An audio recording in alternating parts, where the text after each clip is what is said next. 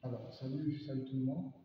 Alors, dans cette vidéo, nous allons essayer un peu de développer d'une approche de la résolution d'une équation différentielle totale.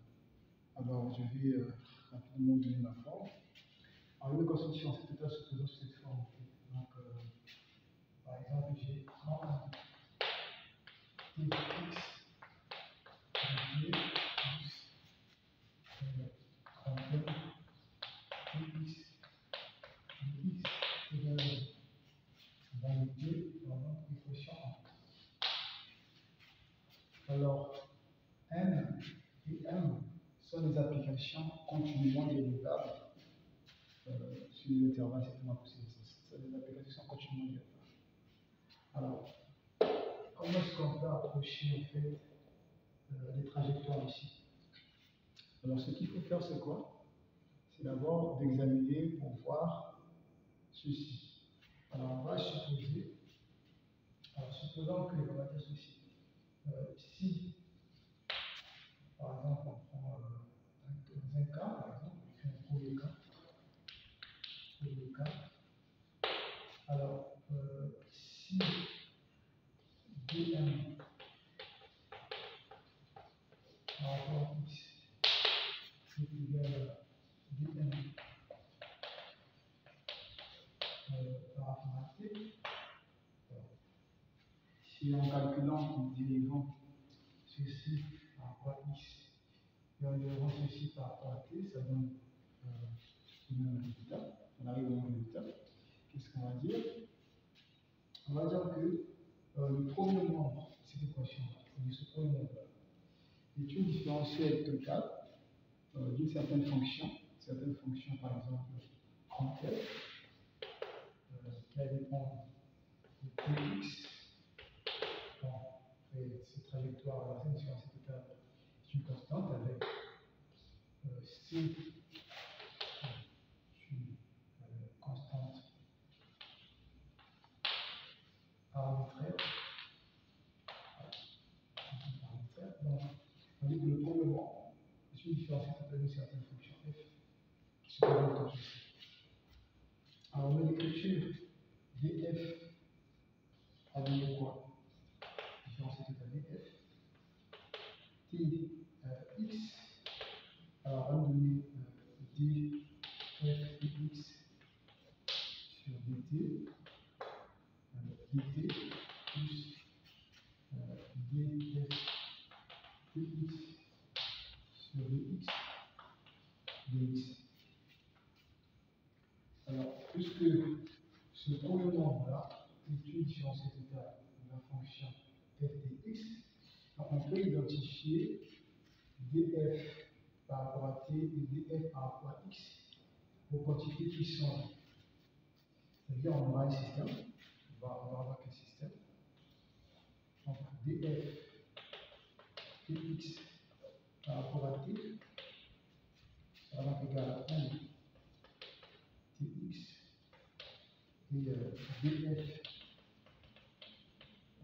par rapport à x, ça va être égal à 3 à n tx. Voilà. Donc, on a par ici A et là B. Alors, si l'on considère par exemple B,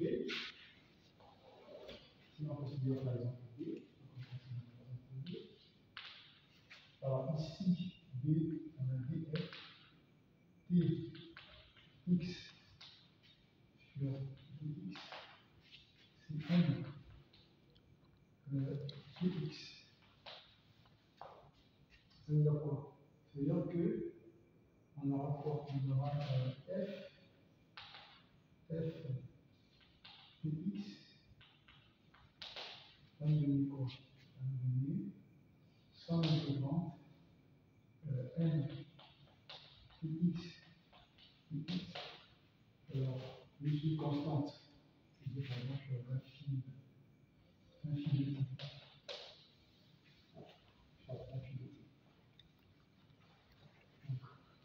Bon, on va s'éliminer ce résultat en fait. On s'élimine ce résultat par n étoile par exemple. Donc, je vais écrire ici f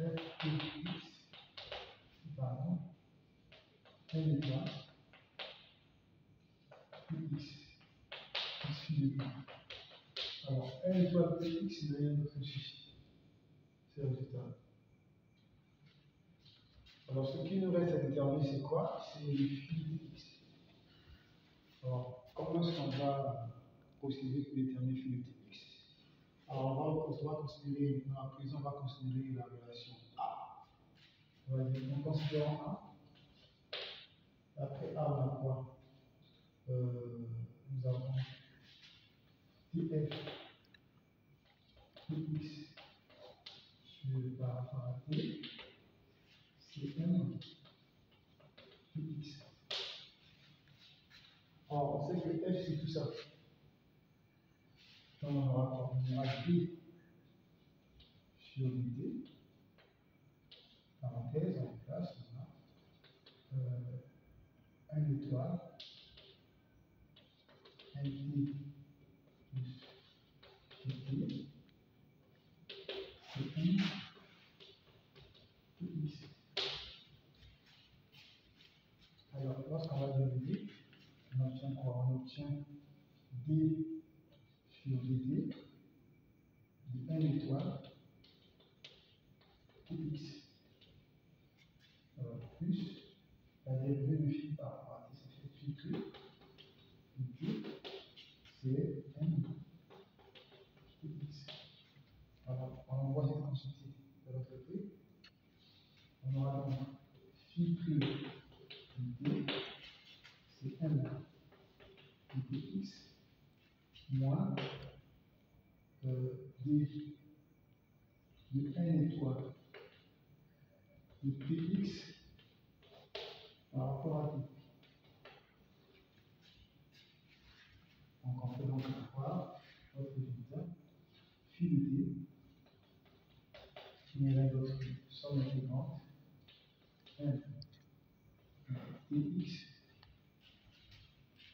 en thèse moins dn étoile dx par rapport à t dt, alors plus une constante de avant c. Bon, mais ce résultat-là, ici, on peut le symboliser. Par exemple, par phi, donc phi t, phi t étoile. On symbolise ce résultat-là, par exemple, par phi t étoile, phi étoile t. Alors, en ce moment, on a ce résultat qui est là. Donc, deux trajectoires recherchées du bien alors. Deux trajectoires recherchées du bien alors.